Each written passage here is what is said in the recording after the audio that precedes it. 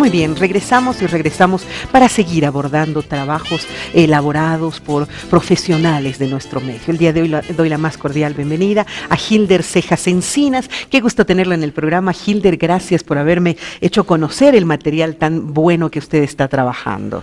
Muy buenos días, Verónica. Un gusto y realmente emocionado un poco por estar en tu medio que realmente trabaja, digamos, coadyuvando el desarrollo de este país. Bueno, yo quiero comentarles que este profesional, Hilder Cejas, nació en la ciudad de Cochabamba, es sociólogo de profesión y diplomado en ciencias políticas. Gran parte de su vida profesional la dedicó a la labor de la comunicación social y el periodismo en Cochabamba y Santa Cruz. Actualmente reside en La Paz. El trabajo de periodismo que alternó con la docencia académica le permitió sumergirse de plano en el campo de la investigación socioeconómica. Desde hace 5 años viene trabajando en el área de educación, producción y análisis político. Actualmente dirige una consultora, GISEN, de carácter investigativo. En su obra destacan más de un centenar de trabajos periodísticos, entre artículos y columnas de prensa. Entre otros trabajos publicados destacan Gas para los bolivianos,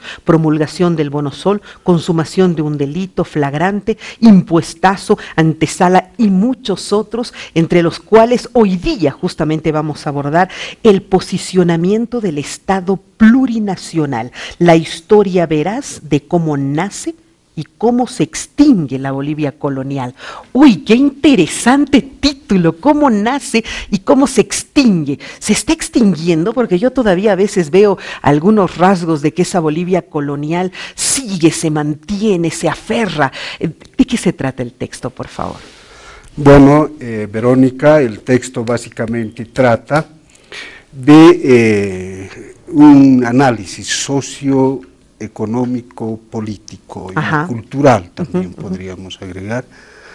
Y bueno, es un reflejo, una lectura acerca de la realidad que en los últimos tiempos estamos viviendo los bolivianos. ¿No? Esto ha sido editado, ya está en su segunda edición, ha sido muy bien recibido por la población, está en este momento...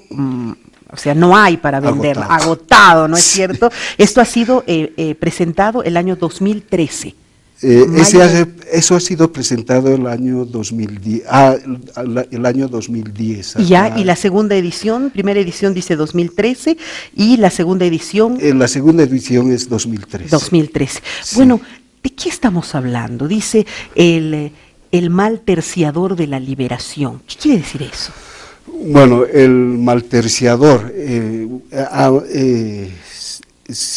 bueno, se interrumpe, digamos, ¿no? El proceso del neoliberalismo, ¿no? Que a partir de 1985, digamos, con entra, el 21060. Exactamente, entra con toda la fuerza, cuando se dice que hay que modificar las estructuras económicas, fundamentalmente de la Bolivia republicana, ¿no? O sea, eso dice usted que hace retroceder este proceso. ¿Ya estábamos en un proceso de avanzar?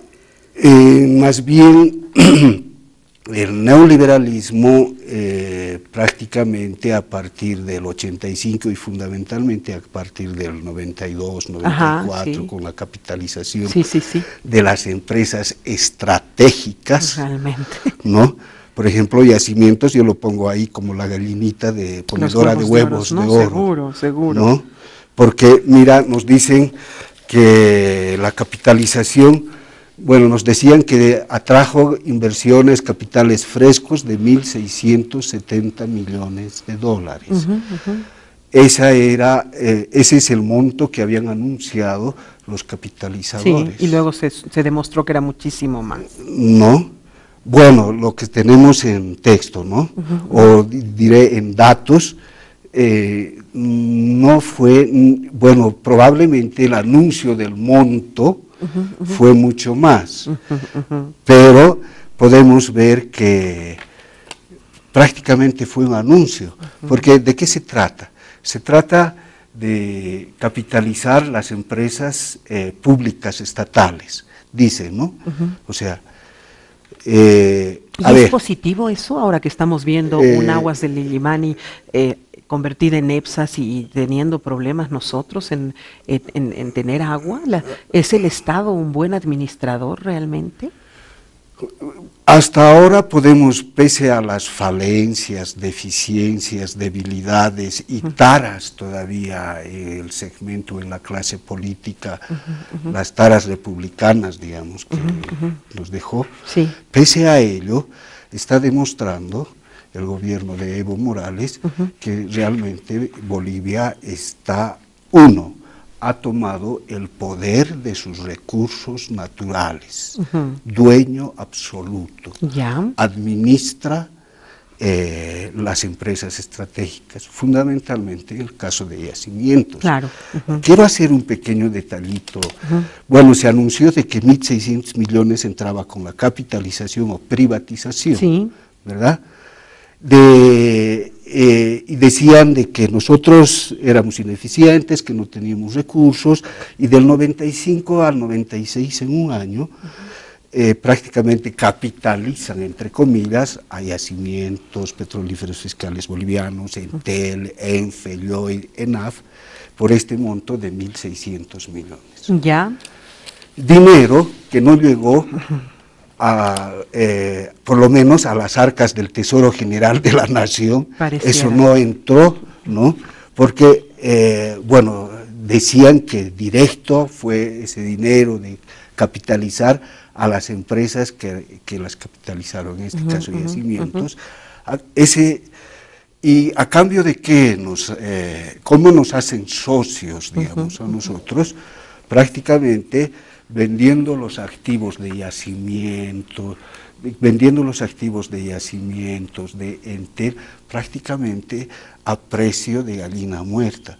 Tú encontrabas un vehículo de yacimientos hasta en 8 bolivianos, eso está en los periódicos, o sea, imagínese, los han vendido, o sea, los han regalado directamente. Claro. Entonces, y aparte de apoderarse de toda la infraestructura, digamos, nos hacen socios a los bolivianos. Sí. Diciendo de que el 50% de las acciones es de todos los bolivianos y que, por lo tanto, sus acciones van a generar recursos y que van a ir a un fideicomiso. Sí. ¿Y dónde fracasa la capitalización? O sea, no hay recursos frescos, no se reactivan las empresas, porque supuestamente las empresas tenían que tener eficiencia y competitividad en la economía regional e internacional. ¿Cómo podía haber eficiencia y competitividad en una economía quebrada a la que había llegado Bolivia a partir del 90, 92? Yo le voy a invitar para que hablemos exclusivamente de yacimientos, pero ahora lo que me interesa es hablar sobre el tema, el texto, porque yo estoy viendo acá, entre algunos capítulos, me parece muy interesante, porque usted ha ido abordando desde la caída o la salida de los americanos, por ejemplo. ¿No es cierto? Usted hace una reflexión sobre cómo se expulsa a los americanos en este libro. Si me permites, Verónica. Yo necesito hoy abordar el libro. Otras temáticas no, otras temáticas las abordo en otros días del programa. Perfecto. Hoy día hemos quedado en presentar su libro y explicar de qué se trata. Quería redondear la idea, sí, pero lo que pasa bueno. es que yacimientos tendríamos que tratarlo también con otra gente de yacimientos y que lo conversemos en un panel. Hoy esto Perfecto. Es de la presentación del libro. Entonces, cuénteme qué tiene el libro como parte de sus... Porque ahí veo, por ejemplo, empresarios activistas y una interesante fotografía de este que fue durante mucho tiempo el gobernador del Beni, ¿no? Y ahí también le pone jaque usted a una fotografía de lo que es Costas y de lo que es este otro. Cuando la media luna. Ajá, sí, que cuando estaba activada se desarmó aquello, ¿sí? Ajá. Yo creo que el jaque fue con el caso Rosas, ¿no? Ah, ya. Sí, porque recordará a la audiencia de que Rosas había llegado con la finalidad prácticamente de escindir Bolivia, ¿no? De dividir la parte del Chaco y la parte de la Amazonía del Oriente, sí, o sea, la Media Luna, y el resto del... Claro que luego se supo que algunos de los pasajes con los que Rocha se movió habían sido pagados por la Embajada de Venezuela, por ejemplo. Bueno, se dicen tantas cosas, ¿no? No, eso está como parte de la investigación, claro, ¿no? Ya, después, ¿qué más? Aquí, consecuencias del neoliberalismo, dice otro de los títulos y una fotografía de nuestro actual presidente. Ajá.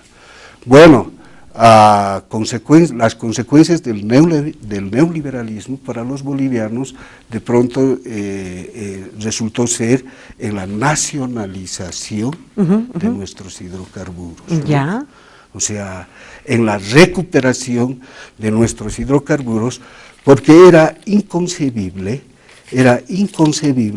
por ejemplo, por 1.670 millones, o sea, perder, por ejemplo, discúlpame, voy a volver a entrar, pero simplemente es para citar cifra, el PIB de yacimientos que el 2015 a 36.000 millones llegó de los 100 millones que habían, que el 2005. Entonces, prácticamente al recuperar nuestra gallinita de huevos de oro, nuestros hidrocarburos, nuestra riqueza, nos está permitiendo a los bolivianos, fortalecer, digamos, nuestra economía, desarrollar nuestra economía a partir de las utilidades, el PIB, reinsertar en el flujo económico nacional. Claro que sí, generar, ¿no?, todos los bonos que ahora tenemos. Lo que no sucedía con la capitalización, el socio estratégico de yacimientos, de Entel, de ENFE, las utilidades a fin de año se las llevaba. Ahora lo que concluyo con esta partecita, ahora ese dinero que se llevaban, con la finalidad de darle dinamicidad a nuestra economía y expandir a mayores segmentos, se vio formas, el gobierno boliviano, por ejemplo, del doble aguinaldo. Claro. Ese era para mí un motivo, un dispositivo para acelerar y dinamizar el flujo económico de nuestro país. Lo que antes no sucedía porque se lo llevaban afuera y aquí nos quedábamos con las migajas. Autonomía trinchera neoliberal, dice. ¿Usted consideraba que en su momento, estamos hablando de 2013, las autonomías eran una trinchera? Porque ahora hemos votado por las autonomías y casi todos los departamentos están exigiendo que se las mejore inclusive. Claro. Bueno, en aquel entonces, evidentemente la autonomía es un derecho de los pueblos, de los ciudadanos, de administrar regionalmente o comunariamente o localmente sus recursos, digamos, ¿no? Ese es el fondo. Pero en aquel entonces la autonomía se había utilizado, o sea, liderado por Matkovic, Costas, por el Oriente sobre todo, ¿no? Liderizado por ellos, o sea, la autonomía se estaba usando para tratar de dividir, digamos, a la Bolivia, a esta Bolivia, que por cierto nunca mereció la suerte a la que había llegado con los gobiernos neoliberales. ¿Por qué? Porque Bolivia es uno de los países, es y aún será por mucho tiempo uno de los países más ricos con mayores recursos naturales de la región, ¿no? Por un lado. Por otro lado, por ejemplo, ¿cuál era? Yo escuché una frase del expresidente Gonzalo Sánchez de Lozada, decía, pero ¿cómo vamos a exigir a las empresas capitalizadoras si no tenemos recursos? Si les decimos algo, ellos se van y no hay recursos, ¿y qué vamos a hacer con nuestro gas bajo tierra? Eso decía, ¿verdad? Entonces, era una actitud totalmente, como un país tan chiquito, sin amor a nuestro país, ¿no? Como un país tan chiquitito como Bolivia, decía, un país tan chiquitito como Bolivia, ¿a dónde chiquitito?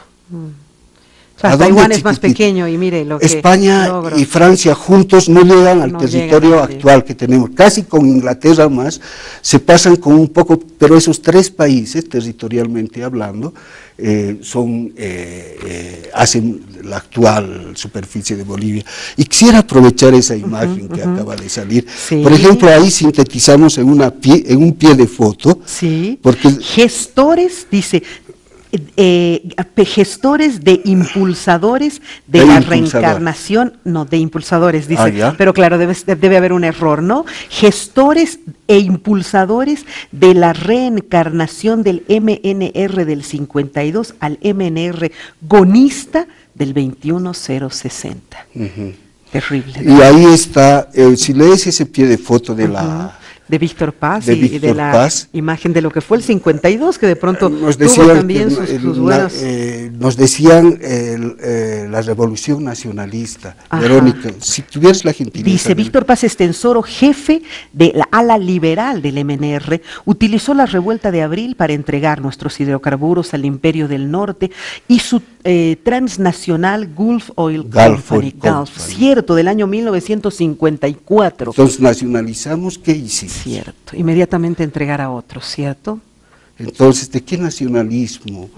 ¿De qué por eso nosotros no le ponemos la categoría de revolución, sino una revuelta. Oh, qué interesante. Bueno, pero algunos matices positivos habrá tenido, ¿no es cierto? La reforma agraria de repente ha sido una de esos. No, yo nunca he estado de acuerdo con el MNR, siempre me ha parecido un partido nefasto. Sin embargo, no sé, la presencia de la mayor democracia habrá tenido, pero también con matices oscuros que iban en contra de nuestro país.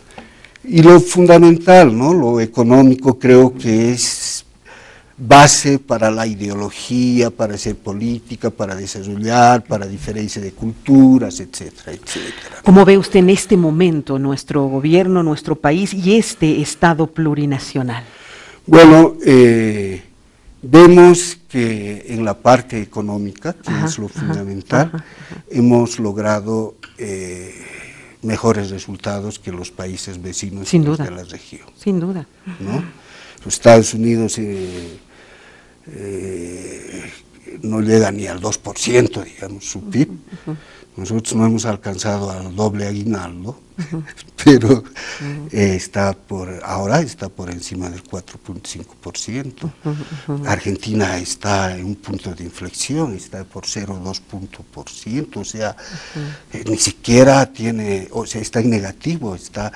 Lo mismo está sucediendo en el Brasil con Temer, que desde que entró ha empezado nuevamente a capitalizar la televisión estatal, ya lo privatizó, los aeropuertos, y Bolivia en el tema económico te decía que estamos muy bien, por lo menos en la parte macroeconómica, puesto que, por ejemplo, nuestras reservas, el Reserva Internacional, está por encima de los 33.000 millones de dólares, pese a las políticas sociales que se ha venido aplicando y que de repente tuvo mayor énfasis que en otros gobiernos, ¿no? ¿Ha habido errores en nuestro gobierno? Sin duda. ¿Sí? Y creo que el mayor error, y de repente, yo no sé si llamarlo error o debilidad, o no sé qué término utilizar, es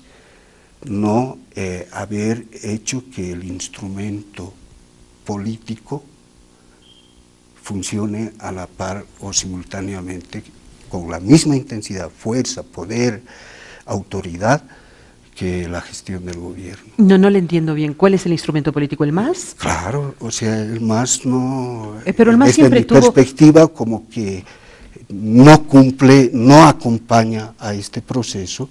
O sea, usted lo separa al MAS de Evo Morales, ¿sí?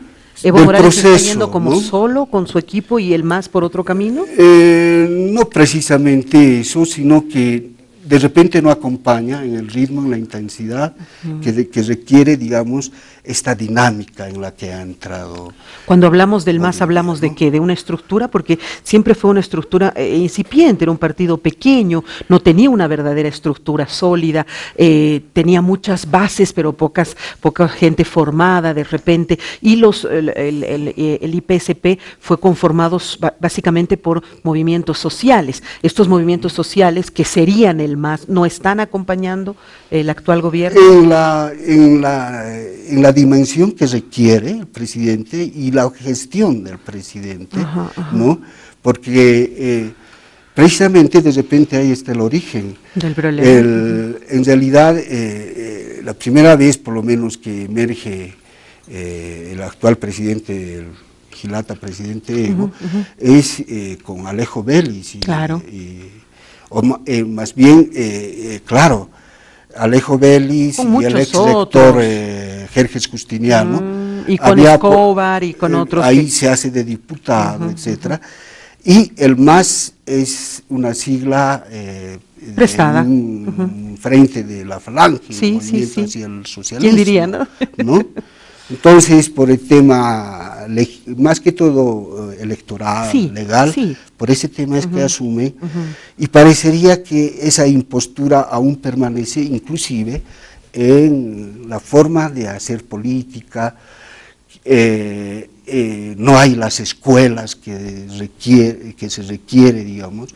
Entonces, por lo menos, si me permites, estos dirigentes que después se hicieron diputados, ministros, concejales, alcaldes, por lo menos, evidentemente no tienen una formación política porque ellos emergen del sindicalismo. Cierto, sí, de los movimientos sociales. Ahí está su organicidad de ellos, digamos, ¿no? O sea, entonces, y creo que lo sindical debe de tener el complemento, digamos, de lo político, de lo ideológico. Y de lo académico, ¿no? De la filosofía, ¿no? De la tesis. Y yo lo entiendo desde mi perspectiva. ¿no? Y entonces, ¿quiénes estarían en este momento gobernando el país si no son los del MAS? Bueno, el instrumento, y sobre todo, yo creo que aquí el gestor de todo esto y el que sostiene esta estructura. Es Evo.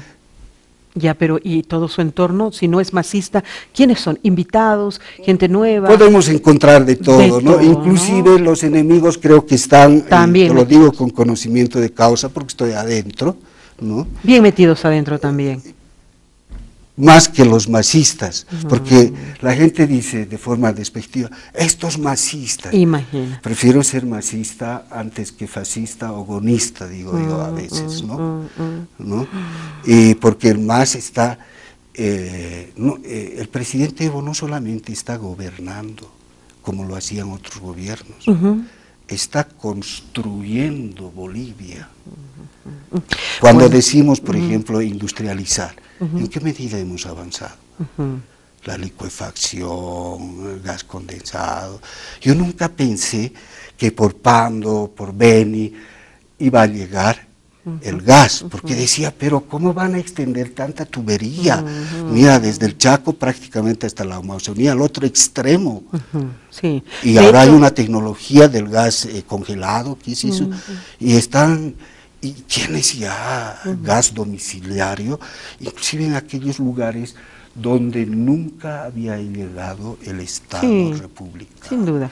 Se ha hecho cosas que nunca se han hecho. Yo siempre he pensado que de repente como que le tienen más cariño a nuestro país, como que lo sienten más suyo, a diferencia de lo que fueron los otros gobiernos en los que estuve, desgraciadamente y avergonzantemente, en los que estuve y vi que no había un amor a nuestra patria. Sin embargo, estamos cometiendo también grandes errores. Eso es lo que preocupa. Paracaidistas siempre han habido, ¿no sabe usted en Condepa la cantidad? Paracaidistas se llaman, ¿no? Los que aparecen a último momento, oportunistas de otros partidos. ¿Qué hace usted aquí?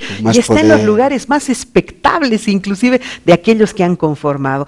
y yo acompaño uno de sus análisis, que es lo triste de ver a Alejo Vélez, a hombres que eran tan leales, tan cercanos a Evo, a Escobar, al propio que se cayó durante la constituyente y que estuvo casi en coma durante tanto tiempo, amigo de toda la vida de Evo Morales, a tanta gente que estaba cerca de él, que era parte de su construcción, de su partido, de su estructura, y que poco a poco fueron alejando. Entiendo yo como se hizo una vez con mi padre, para dejarlo solo, para dejarlo aparte, porque así solos es mucho más sencillo trabajar con ellos. Pero bueno, la historia se repite y desgraciadamente Maquiavelo siempre hay en todo partido. Ha sido un gusto tenerlo, Hitler, en el programa. Muy interesante el texto, espero tenerlo en otras ocasiones también. Bueno, estaremos pendientes. En todo caso, agradecerte, Verónica. Creo que, caramba, realmente ha sido brevísimo el tiempo. Cuando hablas de política, y mucho más desde cuando emerge el Estado plurinacional, ahí tienes a flor de tierra, ¿no? Las cosas, la dinámica, cómo esto se mueve. Yo creo que concluyo diciendo que este proceso del Estado plurinacional no solo es del MAS, no solo es del gobierno, sino del conjunto de los bolivianos que hemos recuperado nuestros recursos estratégicos. Y me pregunto, ¿qué estamos haciendo el conjunto de los bolivianos desde donde estamos para coadyuvar en algo este proceso que nos está mostrando que sí, un país como Bolivia puede desarrollarse, puede crecer y puede ser la locomotora de la economía de la región, como en este momento lo es Bolivia, para orgullo de los bolivianos? Sí, yo estoy volviendo pasé por Colombia, estuve por Bogotá, y era impresionante cómo afuera le tienen un respeto muy particular a Evo. Con la Yuipala ahí en un campamento de paz, me parece un orgullo. Claro, acá estamos cometiendo serios errores, pero también me pongo a analizar, el 2003 no teníamos pan, no teníamos gas, no teníamos nada, no teníamos ni esperanza. En este momento estamos pasando una situación muy difícil con la del agua. Ha sido una terrible equivocación y falta de previsión de nuestro gobierno, pero hemos vivido 10 años en paz, o eso no cuenta. Un abrazo, hasta mañana.